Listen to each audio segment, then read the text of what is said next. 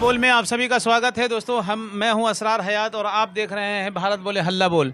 दोस्त मौलाना ज़ियाउद्दीन कासमी साहब से हम बातचीत करेंगे बिहार को लेकर। अभी बिहार के अंदर, बिहार ही नहीं बल्कि पूरे देश के अंदर जो है मुसलमान प्रोटेस्ट कर रहे हैं। अभी 17 मार्च को जो है कि जंतर मंतर पे की है वक्फ बिल की मुखालफत में। उसके बाद जो है अभी पिछले दिनों जो है कि पटना के गर्दनी बाग में किए। लेकिन इन तमाम के बीच जो है मुसलमान अपने हक़ की बात कर रहे हैं, अपने हक़ की मांग कर रहे हैं। लेकिन इसके बीच जो है जीतनराम मांझी जो केंद्रीय मंत्री हैं और पूर्व जो है बिहार के मुख्यमंत्री है, उन्होंने कहा है कि ये कठमुल्ले हैं। मैं बताना चाहूँगा आपको कि इस वक्त जो है लोगों ने पता नहीं क्या बना लिया है, सिर्फ मुसलमानों को ही टारगेट बना कर रहे हैं।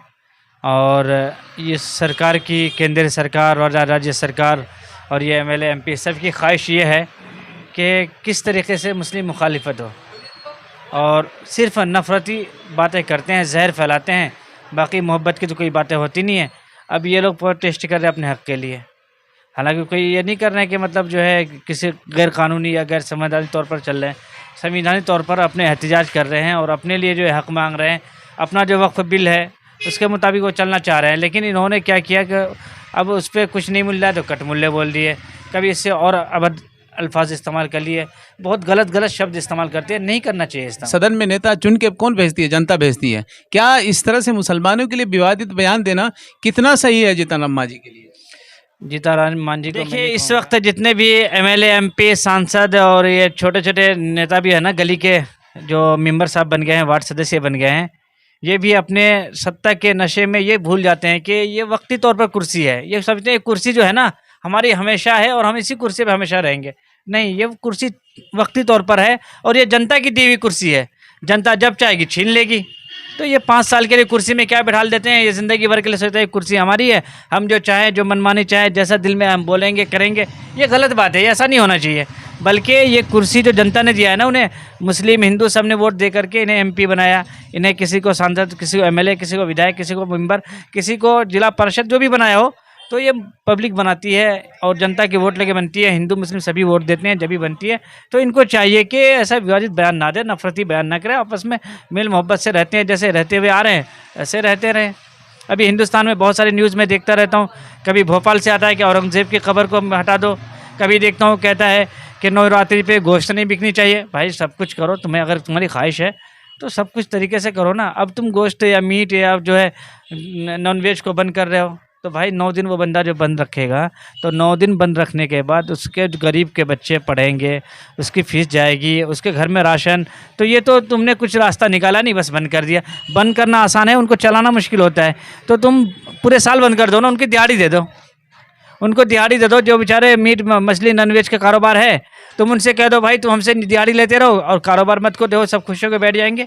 कि भाई 9 दिन क्या 9 साल भी बैठाल के रखोगे तो जनता बैठने के लिए तैयार है। आप सारी उम्र बैठाल के दो ना, उनकी दिहाड़ी देते रहो, बिल्कुल काम नहीं करेंगे, वो कभी नॉनवेज बेचने नहीं जाएंगे। पैसे नहीं दे रहे हो, गरीबी और मजदूरी उनकी मजबूरी है, कारोबार करना उनकी मजबूरी। उन्हें क्या ज़रूरत है जो वेज और नॉनवेज बेचने जाएंगे?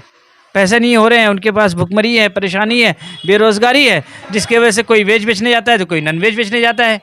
आप जो है इसका कोई हल निकालिए, सोल्यूशन आपके हाथ में है। सरकार आपकी है, केंद्रीय सरकार और राज्य सरकार, सब जगह आप बैठे हुए हैं, कुर्सी आपको दे रखी जनता ने। आप इसकी फिक्र करें ना। आप क्यों जनता को जो वर्गला रहे हैं, आप जो व्हाट्सएप के ज़रिए नफ़रतें फैला रहे हैं?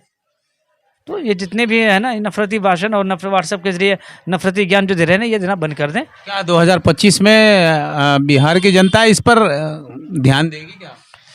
जहाँ तक मुझे लगता है बिहार की जनता जो है ना पढ़ी लिखी जनता है और मजदूर जनता है, मेहनत करने वाली जनता है, अपनी मेहनत को समझती है, अपनी मेहनत को बड़े फ़ख्र है।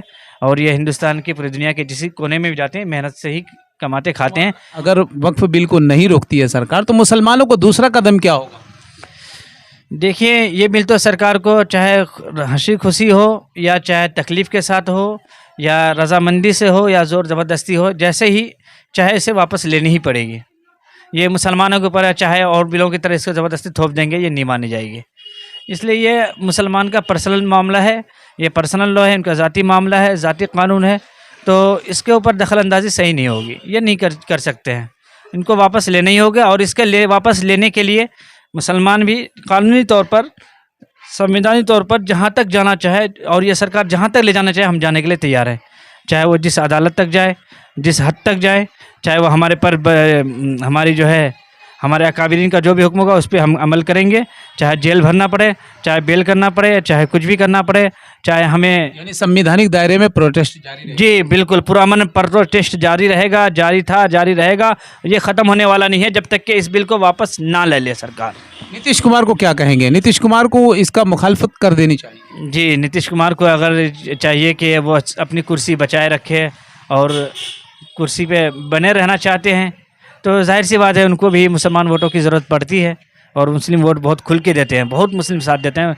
नीतीश कुमार के चाहने वाले मुस्लिम बहुत ज़्यादा हैं बिहार के, तो सारे मुसलमान वोट करते हैं। तो नीतीश कुमार को चाहिए कि बोल दे एक लफ्ज़, आप जो सच है ना वो बोलो ना। आपको मैं थोड़ी कह रहा हूँ कि आप वक्फ बिल के बारे में बोलो, नहीं, वक्फ बिल और वक्फ अमेंड बिल जो गलत तरीके से लाया जा रहा है उसके ऊपर आप मुँह खोलो।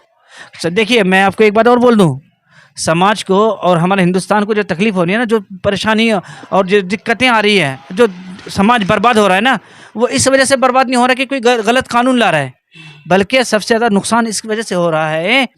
सबसे ज़्यादा नुकसान जो होता है वो इस वजह से होता है कि कोई गलत काम होता है, कोई गलत बिल आता है, कोई गलत, किसी की पिटाई हो रही है, किसी के ऊपर गलत जुल्म हो रहा है और एक बंदा देख रहा है खामोशी के साथ, वो कुछ नहीं बोल रहा है, तो उस देखने वाले की वजह से ज़्यादा जुल्म हो रहा है और वो ज़्यादा जिम्मेदार है।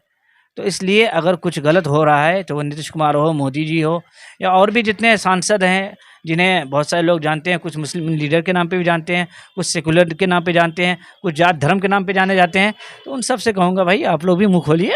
गलत को गलत होते हुए देखना ये भी गलती है। जीतन राम मांझी ने कहा है, जबकि बिहार के पूर्व मुख्यमंत्री रहे हैं भाई, और उन्होंने कहा है कि ये तो कठमुल्ले ये देश में इसी तरह का जो है माहौल ख़राब करने का काम करते हैं, राजनीति कर रहे हैं। देखिए, जीतन राम मांझी जी है ना, तो शायद इनके दिल में ऐसी जहर होगी ना, इसलिए ज़ुबान पे आ गई। कोई नई बात नहीं है, ये लोग होते हैं, जहर उगलते हैं और इससे भी ख़तरनाक अगर जुमला होता ना वो इस्तेमाल कर लेते, लेकिन मजबूरी है उनकी कि उन्हें कभी कभी वोट भी मांगने होते हैं। तो कठमुल्ले बोल करके पता नहीं क्या साबित करना चाहते हैं। ये कहना चाहते हैं कि हम भी कठमुल्ले के साथ बैठते उठते हैं, लेकिन जब कोई बात ऐसी आती है जहाँ पे इनकी दाल निकलने वाली होती है तो आप लोगों को भड़काने के लिए, बरगलाने के लिए और इस तरीके बातें कह के कठमुल्ले और कुछ कुछ लफ्ज़ बोल करके उग्रवादी और जहाँ तक हो सकता है गलत सलत शब्द बोल करके वो लोग अपना दामन बचा लेते हैं। आपने ये पूरी वीडियो देखी है, अगर हमारा काम पसंद आता है तो चैनल को सब्सक्राइब कीजिए और दोस्तों के साथ शेयर भी कीजिए। बहुत बहुत शुक्रिया। फिर हम नेक्स्ट वीडियो में आपसे जल्द ही मिलेंगे। धन्यवाद।